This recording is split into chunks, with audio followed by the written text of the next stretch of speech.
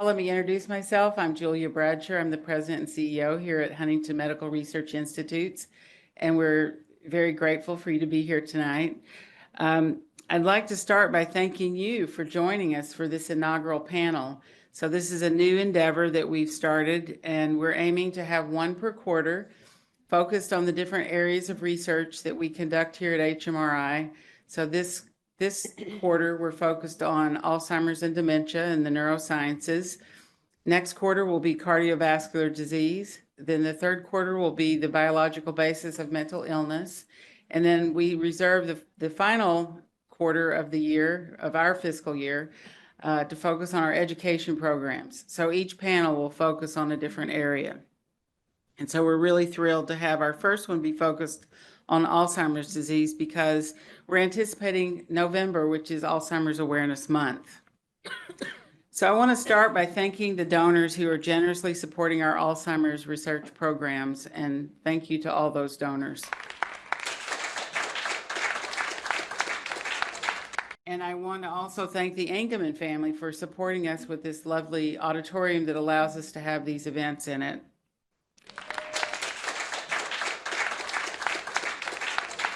I want to also thank, we have many members of our board of directors here, so thank you to board members who are here tonight. Special acknowledgement to Susan Kane, who's our chair.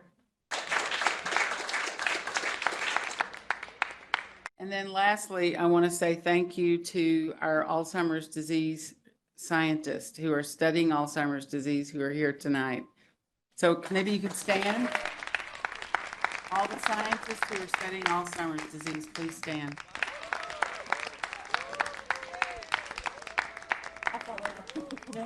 Stay here.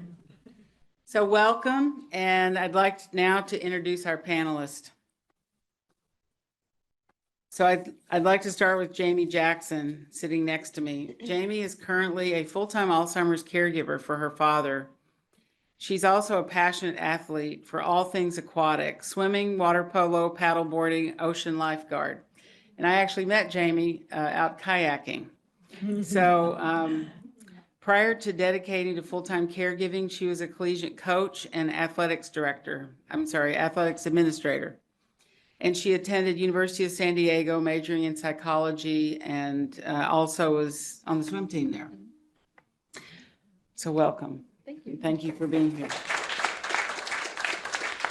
Next on our panel is Yafa Minazad. Dr. Minazad is a board-certified neurologist and neurophysiologist. She's also the co-founder of Southern California Neurology Associates. She's also a neurohospitalist at Huntington Hospital. Dr. Minazad attended Western University of Health Sciences and did her neurology residency and neurophysiology fellowship at LA County, USC. She's also former medical director of neurophysiology at Huntington Hospital and led the hospital's development of comprehensive in-house neurodiagnostic laboratory program. And finally, she's a visiting scientist here at HMRI and the neurologist on our brain aging study.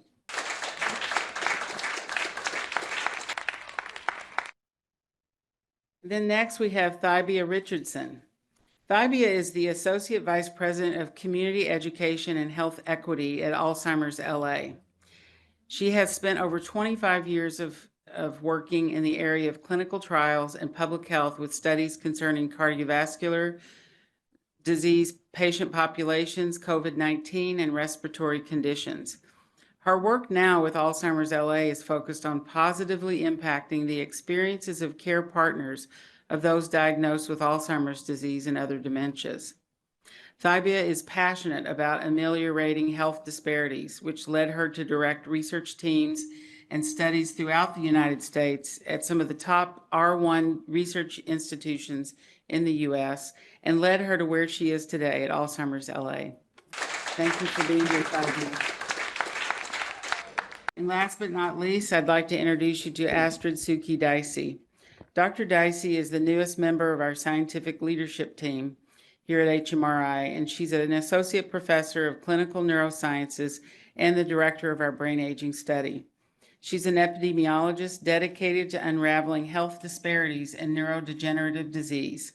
Her research is focused on methodology for analyzing and interpreting data related to imaging, biomarkers, cognitive testing, and social determinants.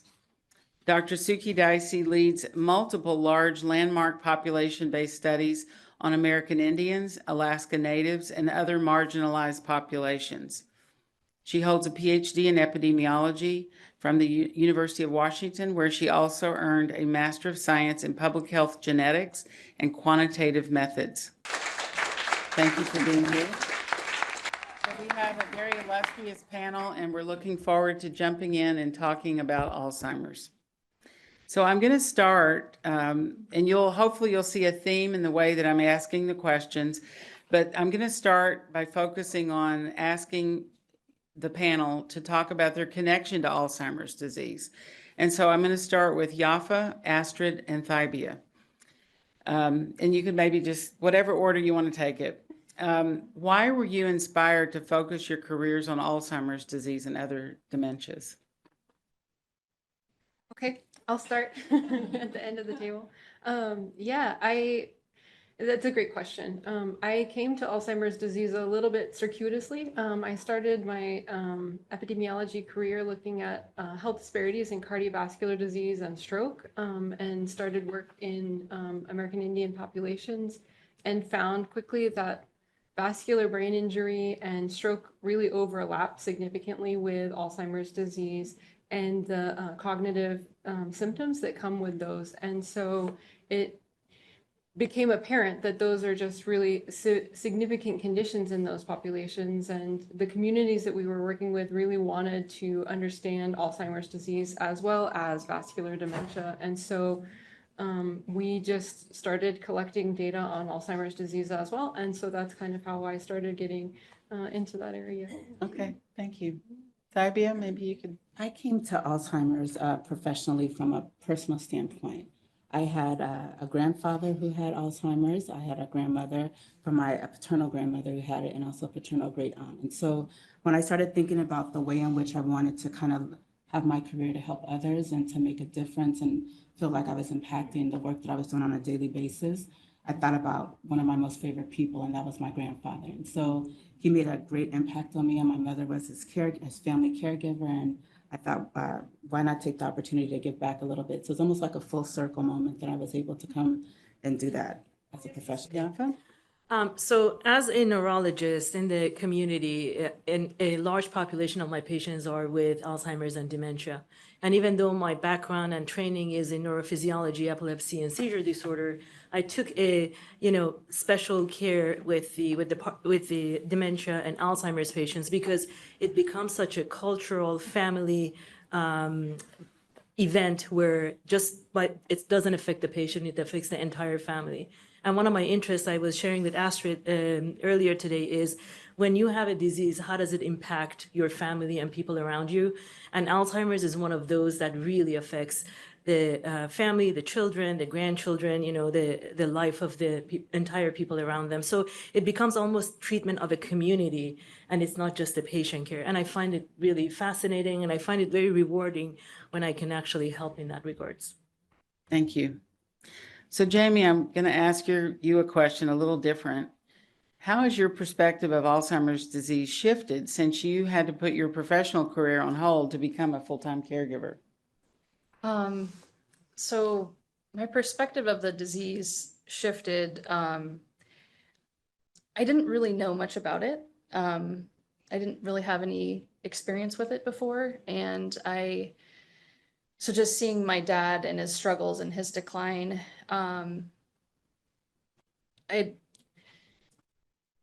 I just became very aware of how much it does impact the family, like you were saying, and just how much patience you need as a caregiver. And just, I thought I was a patient person before, but I learned that I was not. And just how much you have to give of yourself, and just, it affects so many aspects of my life. Taking care of him still really impacts me. So just kind of how much it's really affected our family and in every area. Okay, thank you. Astrid, I want to ask you a question about, it's kind of a general question. What is Alzheimer's disease and what are the similarities and differences with other dementia? Yeah, that's a really great question. I kind of touched on that or alluded to it a little bit before, but Alzheimer's disease and cognitive impairment or dementia are, so dementia and Alzheimer's disease are often terms used interchangeably, but they are not the same condition at all. Dementia is a set of cognitive symptoms that occur as a result of conditions like Alzheimer's disease. Alzheimer's disease is a disease pathology that happens in the brain as a result of different risk factors or different conditions that can increase the disease and the presence of that pathology. Whereas the dementia is a set of cognitive symptoms that occur over time when the pathology has developed to a point that the cognitive symptoms are extreme. And so it happens over a long period of time. Some estimates are upwards of 20 years before cognitive symptoms can develop. And so talking about Alzheimer's disease as interchangeably with dementia, I think is a little bit confusing. Alzheimer's disease is overwhelmingly the greatest cause of dementia in many populations, in white populations in particular, but it is not the only cause. There's also vascular dementia. There's other types like Parkinson's disease. Traumatic injury can cause dementia. And of course, people can develop dementia without a clear cause. So, Okay, thank you. Now I'm going to switch to Yafa and ask you a question. As a neurologist, can you talk about risk factors and comorbidities that tend to appear with Alzheimer's disease? Like what do early clinical symptoms look like? So the early clinical symptoms, the comorbidities that come with Parkinson's, a lot of them are psychiatric. Generally when there are risk factors that you have prior to Parkinson's that may lead to it and can exacerbate, exaggerate, and expedite the disease, such as we can talk about that later, like diabetes, high blood pressure, high cholesterol, stress, poor sleep, excess alcohol. Those are the things that may lead to expedition and the presentation of Alzheimer's, a little sooner than what you expected, or actually lead to it. But the symptoms and the comorbidities that are associated with Alzheimer's are psychiatric issues, sleep disorders, depression, anxiety, mood disorders, trouble with balance and walking, trouble with speech, and also trouble with swallowing and being able to, eat properly. So, and they all show up at different stages during the process once the diagnosis has been made. The more advanced you are, in very advanced patients, you have severe trouble with balance. They may be completely immobile, have trouble with swallowing. They can't eat. You have to find other ways. And sometimes during this course, to me, I always think about what affects the family. If a patient with Alzheimer's has severe sleep disorder, it affects everybody who sleeps in the house. It affects everybody else's life, and it becomes an issue. So that's a big comorbidity for the entire family. And also psychosis. Oftentimes when we diagnose patients with Alzheimer's, we always look into the mental status and the mental situation. Do they have behavioral psychiatric issues like wandering and, aggression and that type of thing, or do they have other, hallucinations and things like that. So it really becomes a complex set of psychiatric disorders that you have to look into. Thank you. So I wanted to ask a question of both Tabia and Astrid and take turns answering, but I wanted to talk about some of the key disparities related to risk factors that you have either uncovered in your own research or have addressed in your work, with regards to Alzheimer's. Tabia? I think the first one that comes to mind is the various populations are not aware of their susceptibility to the disease or the resources that they need once they've been diagnosed. And so, for instance, at our organization, we've and it's a national, statistic that African Americans or Blacks are twice as likely to have Alzheimer's disease. And the idea of early diagnosis, while that is the optimal time to receive the diagnosis, certain populations, such as the one that I'm speaking of, doesn't always receive it, and they present to physicians probably later on, mostly like towards the end of the middle to almost late. And so then we have this disparity of how does that happen and how do we get, education to certain populations so that they're aware of the different signs and, how do we make it so that you're exactly right? It's a family type of observation. So it's just not the observation, a personal observation of the symptoms, but those for whom are around them. And so we found different ways in which we're trying to figure out how to bring that information to the various communities. So.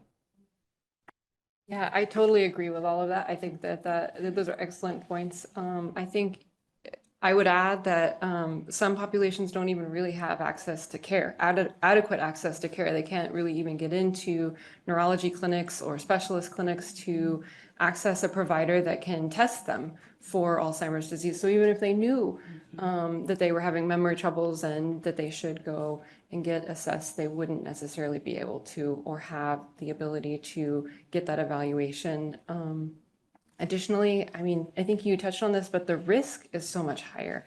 Many populations, I mean, it's not just risk factors like diabetes, hypertension that are so much higher, but kind of environmental ones like air pollution, things like poor early childhood education, things that are kind of hidden that we don't maybe think about a lot, that really nobody can do much about at this point, but that definitely change the risk. And so there's whole populations that just have massively, cumulatively different risk profiles.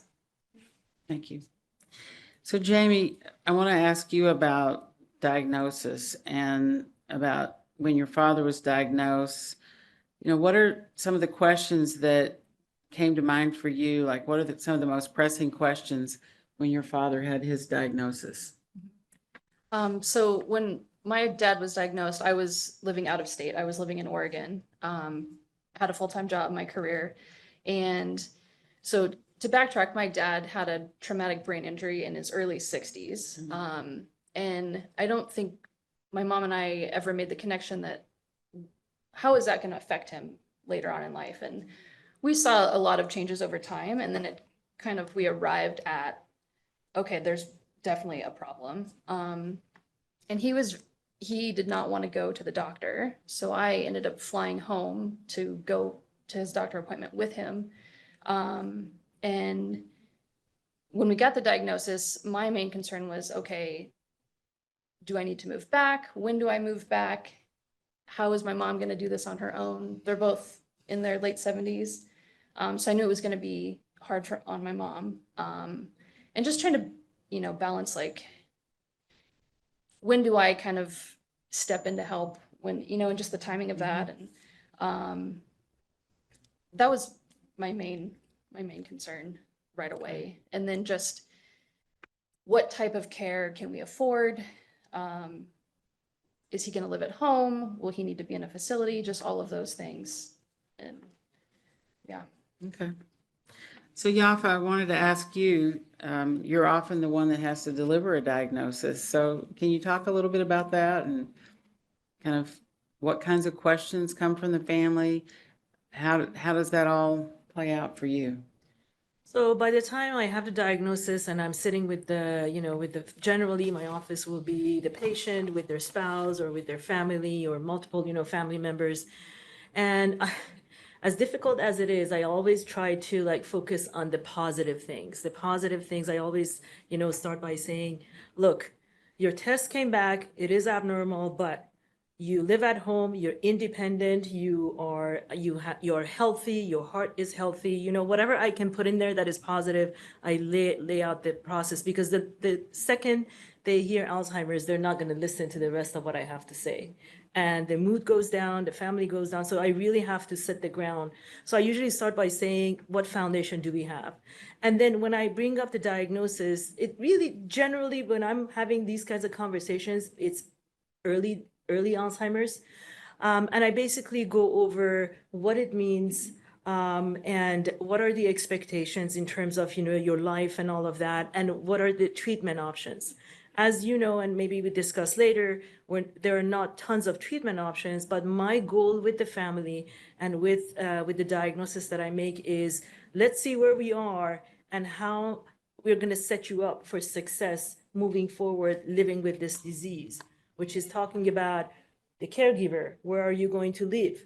Do you have advanced direction? Do you have advanced directive? Do you have a good primary care who can watch after you? So it's not just delivering the diagnosis, you also have to bring it with some hope and plan at the same time. So people don't feel completely, disconnected and disappointed. Okay, thank you. And then, Fabia, when you are working with the community, whether it's patients, their caregivers, their physicians, I love that term, care, the way you call it, I forgot the word now, but care, the community of carers. Yes, yes. All the people that are caring that for that person. What are the most pressing needs, the profound statements, questions that you've heard? What are some of the things that people call you for, call your organization for? Some of the things that are probably most pressing that I've heard that people call our organization and or talk to my staff about directly is this idea of, hold on a minute, I've been to the doctor, they've told me that I have this particular diagnosis, but isn't this just a part of normal aging? Like Alzheimer's is just a part of normal aging. It's not that big of a deal. I'm a certain age, or my loved one is a certain age, and so why are we even talking about this?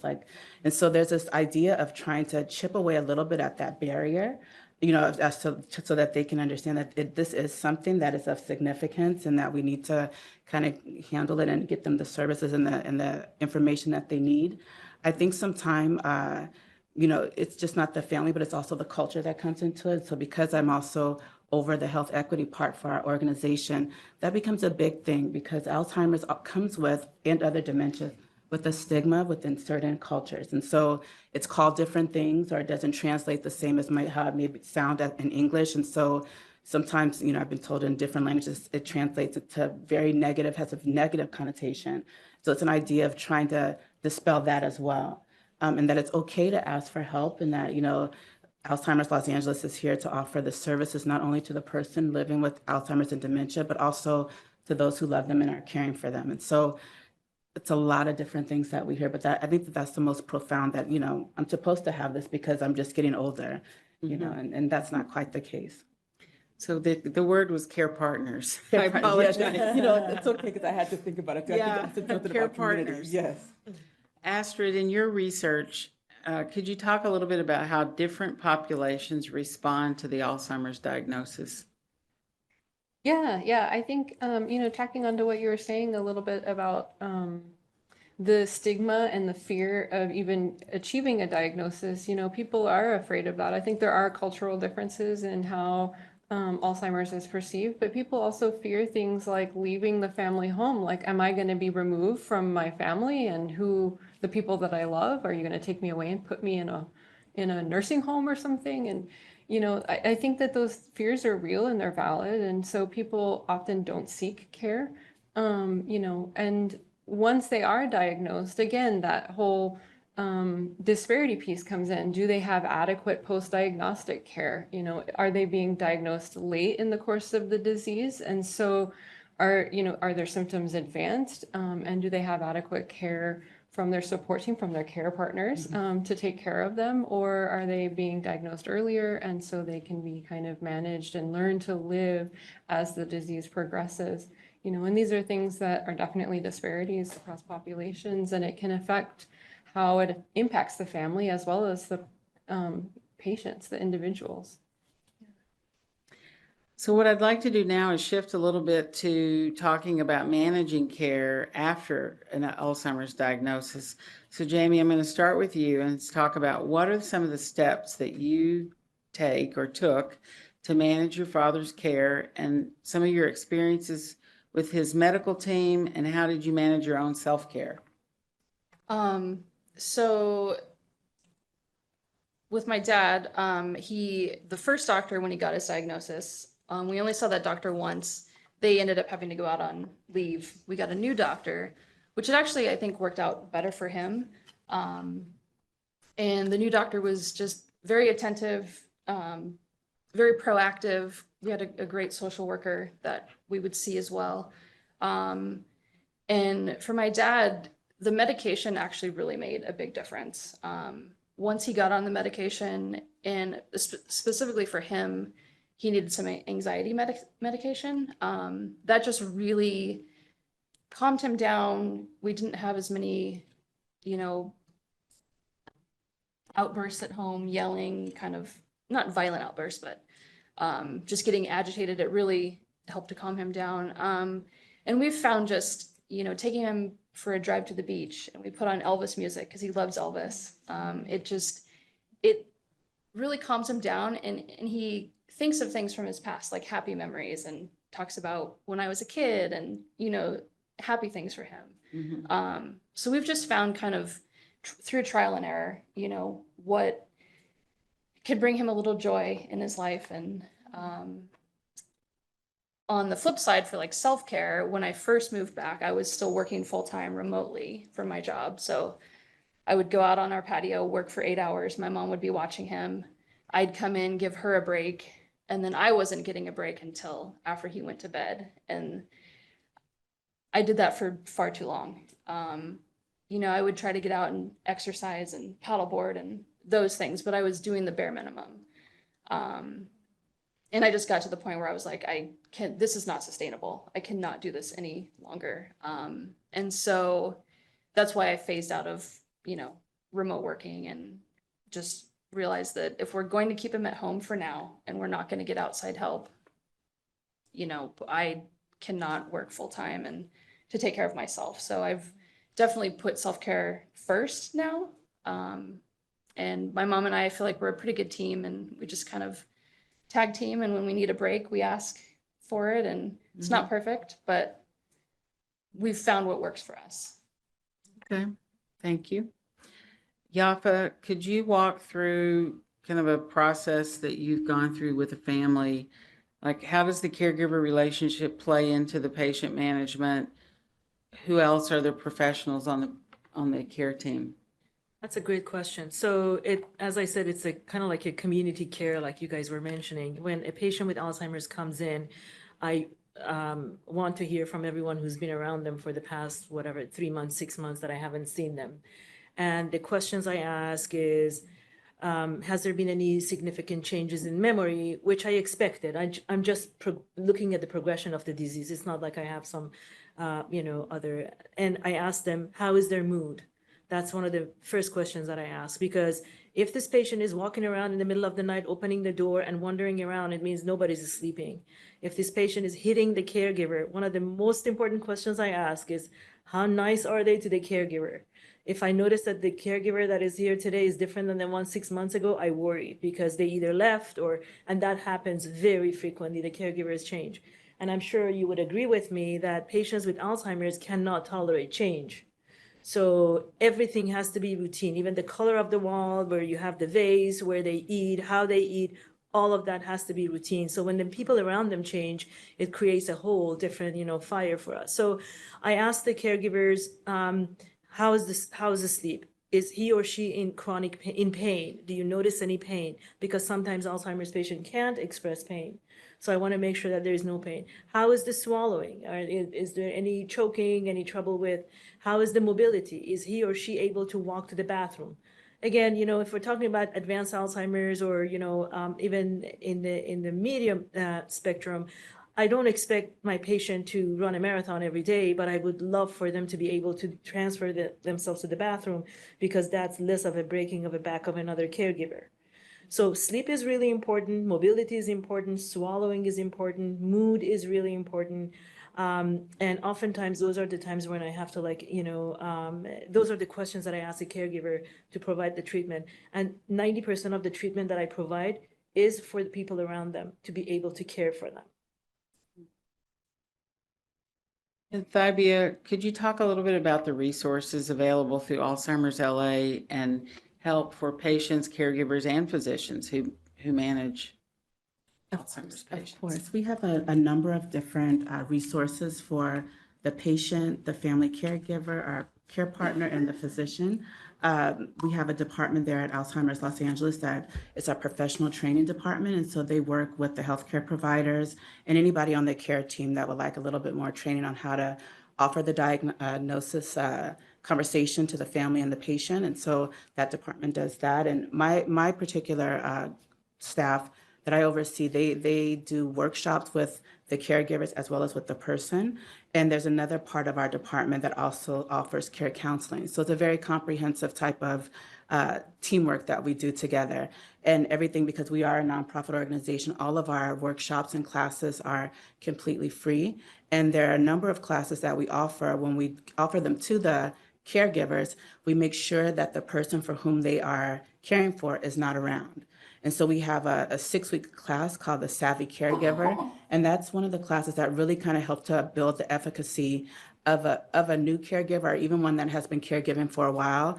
It's not always a linear process, as we have probably all imagined or know. And so sometimes you feel like you just would love to be in a class where there's other people like yourself for whom may have a success today and you want to talk about that with other people, or may have challenges. And so we have a number of different classes that we conduct. Lastly, we have it for the patient, depending upon their stage where they are with the Alzheimer's or dementia. So we have like memory mornings for early diagnosis, where people can come to our office, or they could do it virtually as well.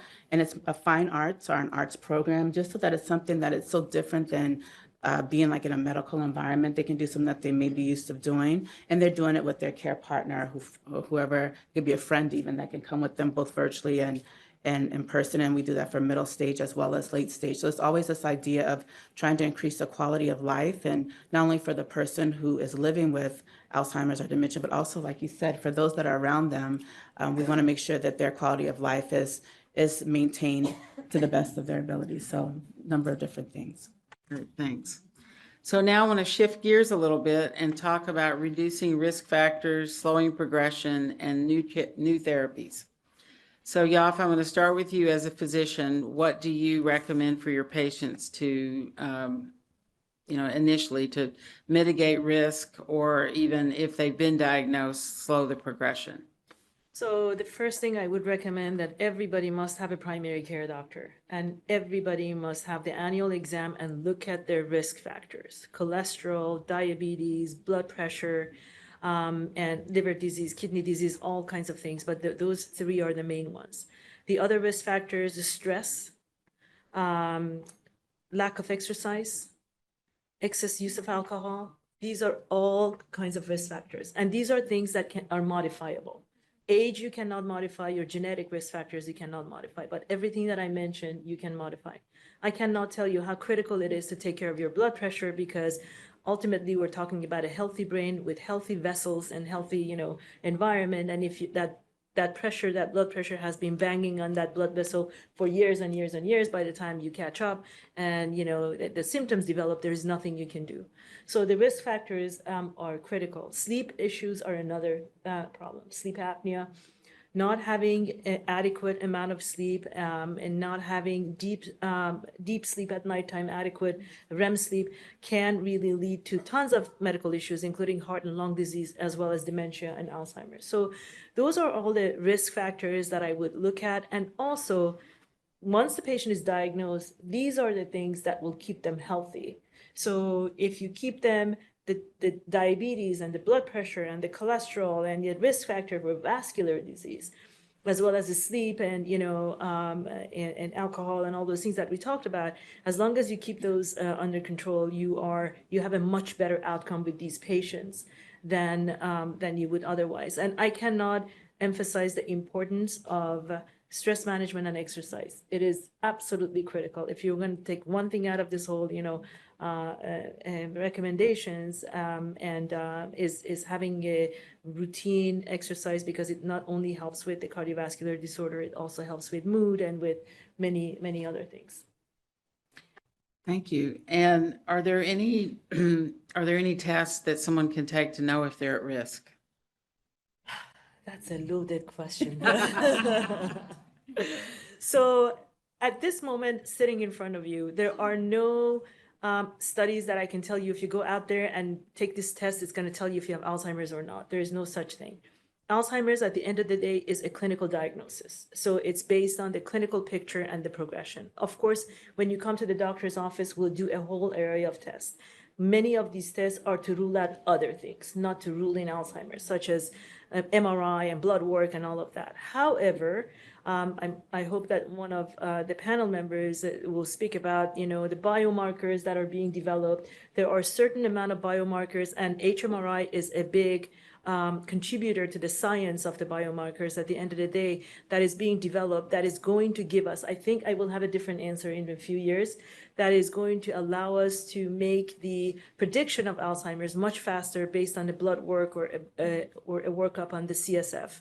And there's also, PET scans and all sorts of other things. But if you ask me, is there one test that I can do today that's going to tell me I have Alzheimer's? That does not exist. Then Astrid, based on your work, are there any recommendations for how someone from a minority community would more easily access the ability to tap into diagnosis, treatment, managing risk factors? Aside from increasing clinics and clinical availability to minority populations, I think for an individual to access that, I think just improving their awareness, the understanding of the things that are going on for them and their communities, and what these health conditions are comprised of. Yafa talked about a lot of risk factors and things that can increase risk, and understanding how to decrease your own risk of, these diseases, of Alzheimer's in particular. I think another one, you basically hit them all, but one thing I would just add to that is social isolation.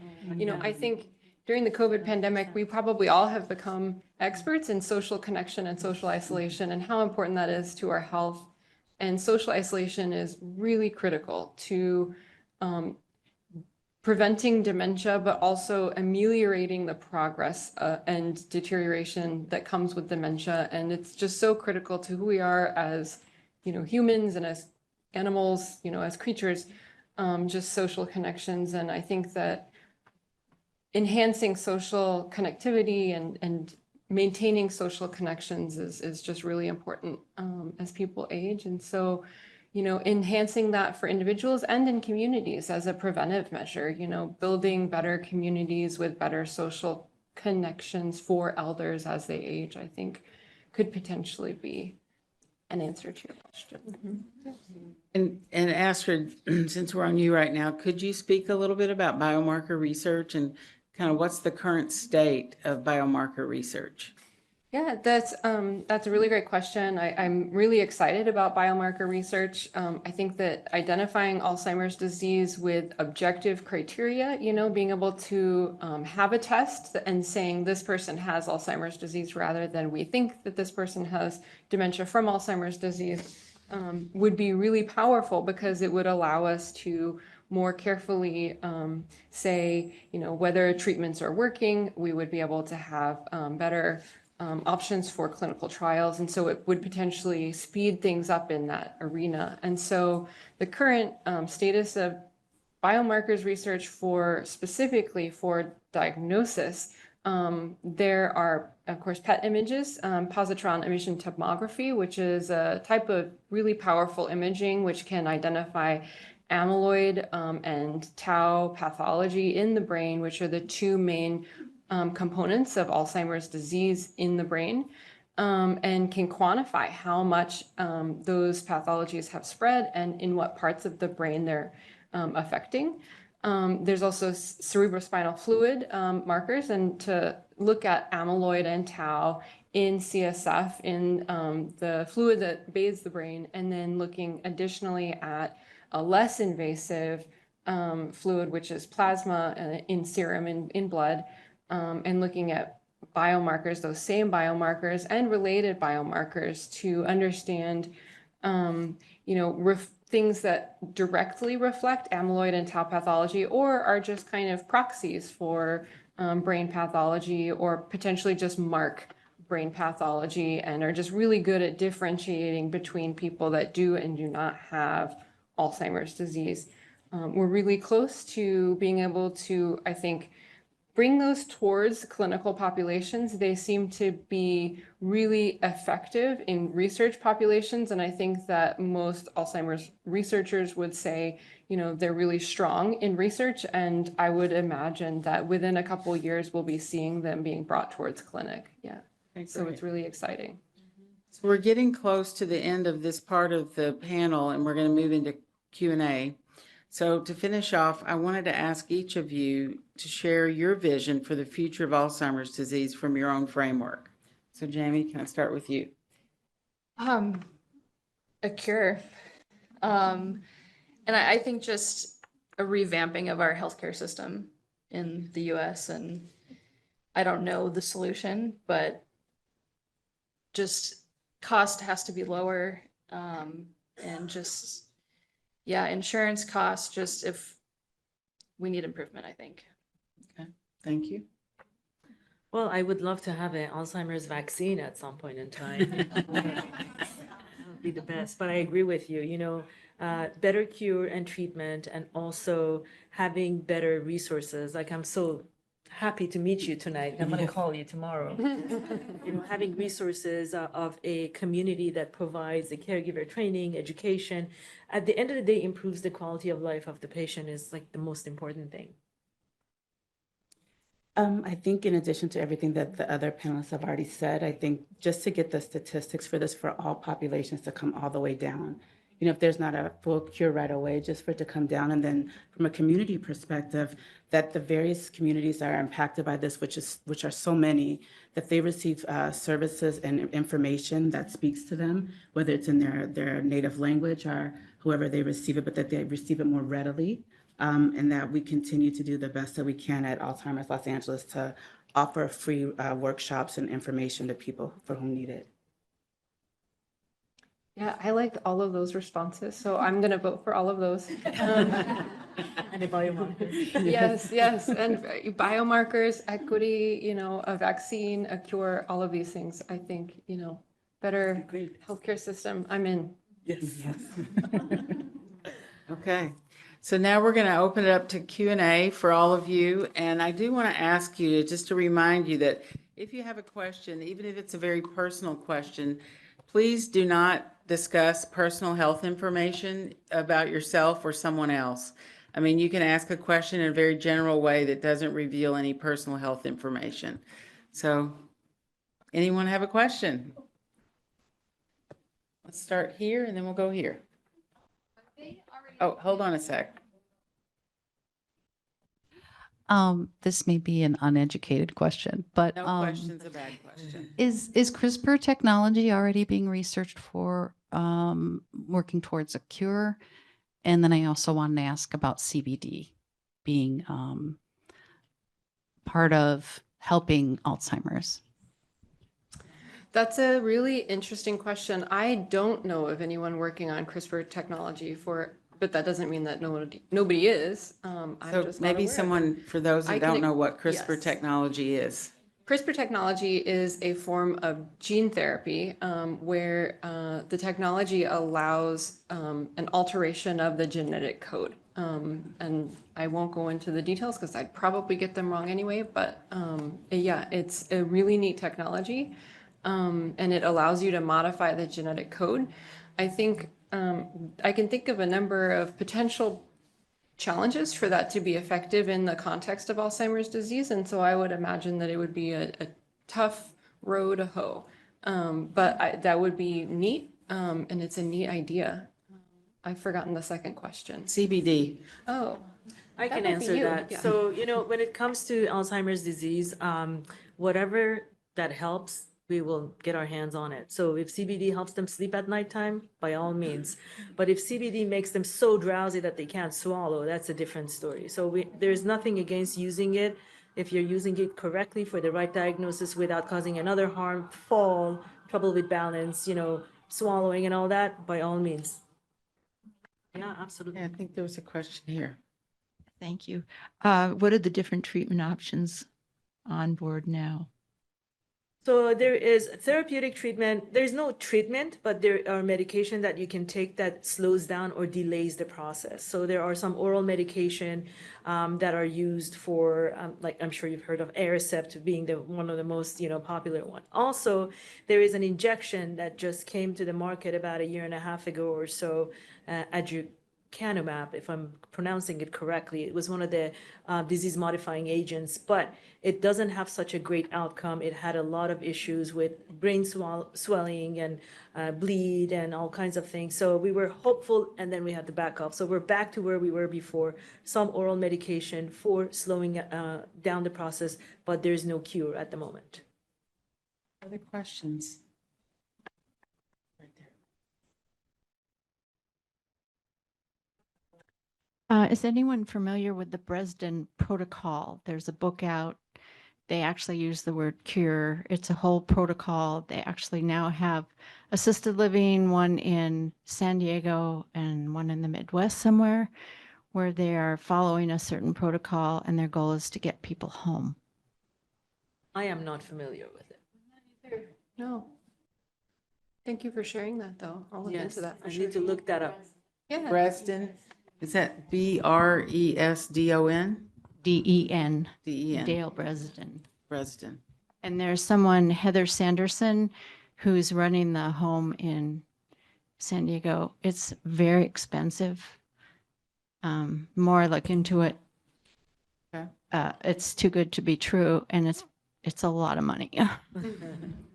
Thanks. Okay, there I was will a look that up. question. Thank you. Yeah, right here. So this is probably more on the controversial side.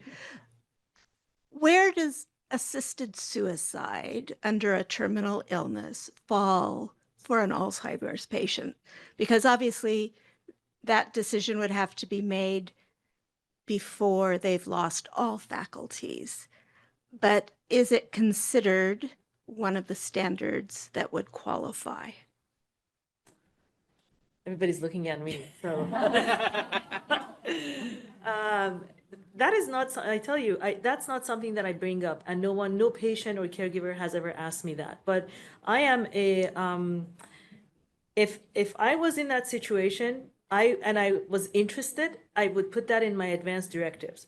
One of the things that I tell my patients with Alzheimer's, and the first day that we, make the diagnosis, I really insist on them writing an advanced directive and telling their family exactly what they want to be done to them and what not to be done to them.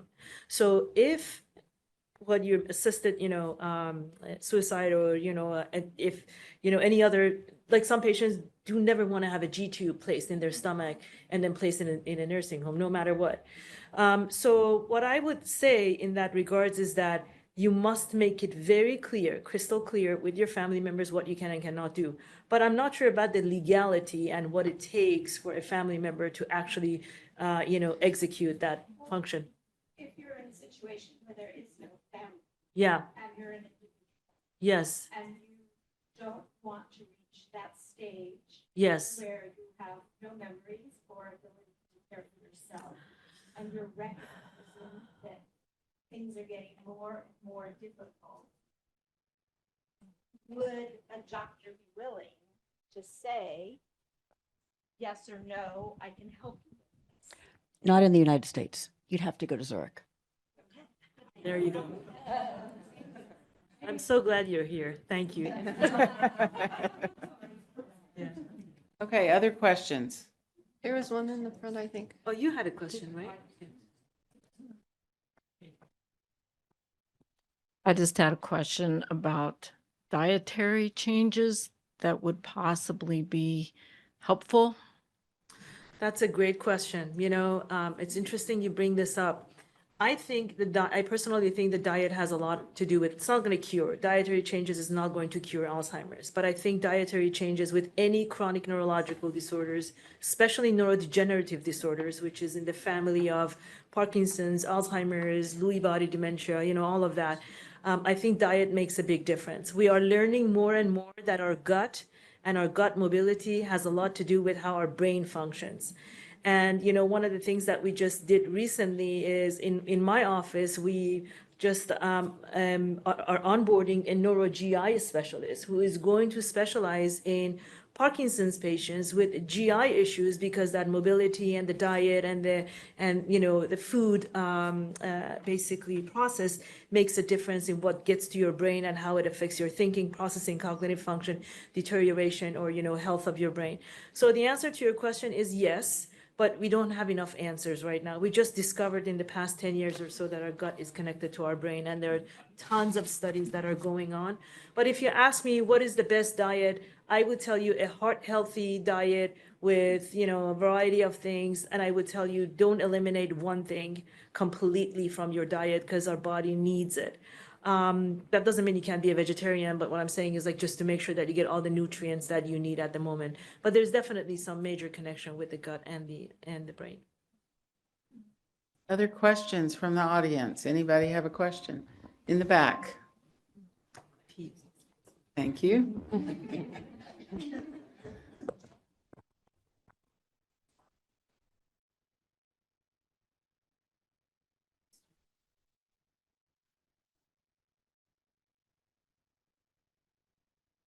Hereditary.